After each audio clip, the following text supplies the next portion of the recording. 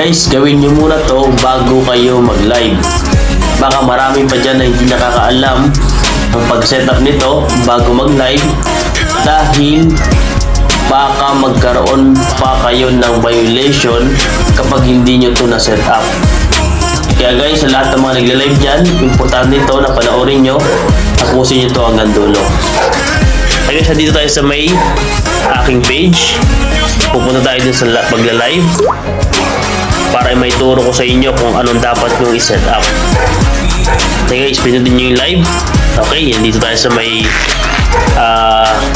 sa live. Siyempre gagawa muna kayo ng caption kung anong gusto nyo na ilagay bago nyo pindutin yung go live. For example, pag-usapan natin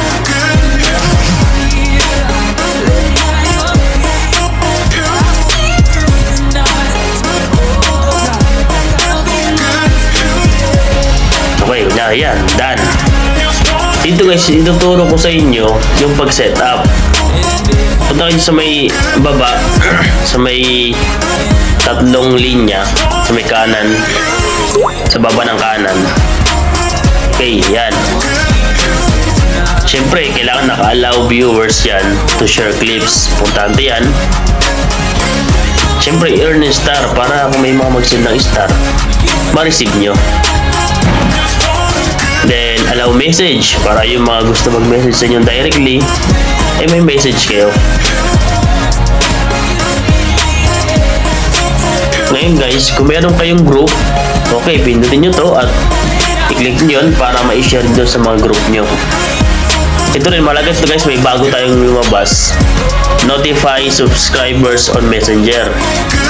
Importante yan, dapat naka-on yung dalawang yan para sa pag-live nyo ay ma-notify sila na nagla-live kayo. Importante yung dagdag viewers din yun at engagement sa inyo. Okay, save nyo lang yan. Ito yung sa may comment guys. Ito yung sinasabi ko sa inyo.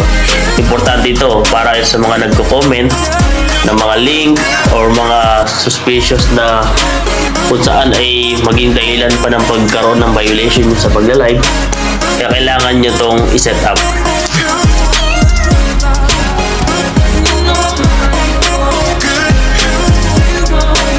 Please comment.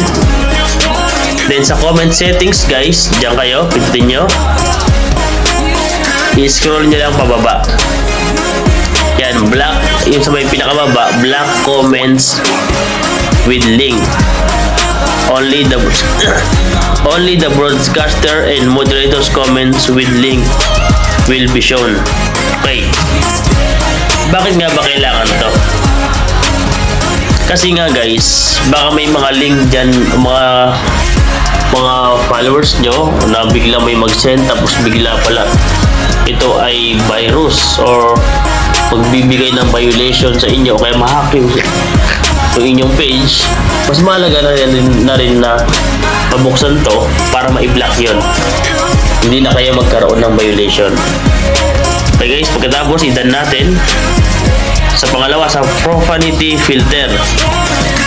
Kailangan guys, i-strong nyo lang yan para yung mga darating or kaya may mga magko-comment na magbibigay ng violation sa inyo, mapigilin agad nitong ni Facebook.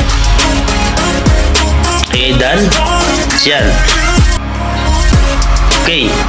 And guys, bago nyo pindutin yung go live. Kaya guys, sana makatulong ito sa inyo at pakishare na rin ng video nito. Maraming salamat and God bless.